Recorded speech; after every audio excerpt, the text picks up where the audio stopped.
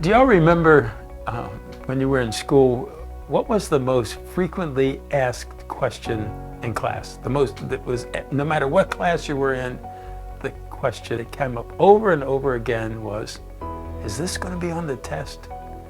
And I've been thinking about that with our upcoming election. And many of us will get lots of opinions thrown at us, lots of, well, you better do this or you better do that or make sure you do this.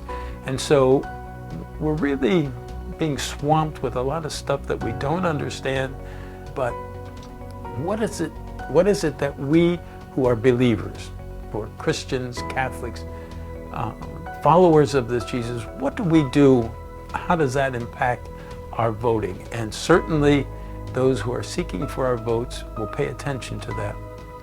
There's a story in Matthew about the Last Judgment, and God divides the sheep and the goats, and he says to the sheep, welcome to the kingdom, because when I was hungry, you fed me. When I was thirsty, you gave me to drink. And he goes through a list, and they say to him, what?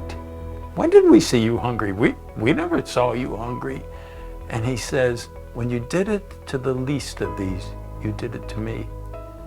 And the interesting thing about that story is the people who are condemned say the same thing. Well, when did we see you? And he said, when you didn't do it to the least, you didn't do it to me. And so there are many, many things to consider as we go into the voting booth this November. But I ask you to consider the final test. What's going to be on the test? The test is, when you did it to the least of these, you did it to me. I don't think there's a clear answer of which candidate is better. As far as our faith goes, we take that faith wherever we go, and we make our judgments based on that faith. Are we always right? Is it always the right thing to do? Not always, but we give it our best shot. And so as this November approaches, and as we listen to all kinds of theories and, boy, you have to do this and you have to, we return to our roots, to our bedrock. When you did it to the least of these, you did it to me.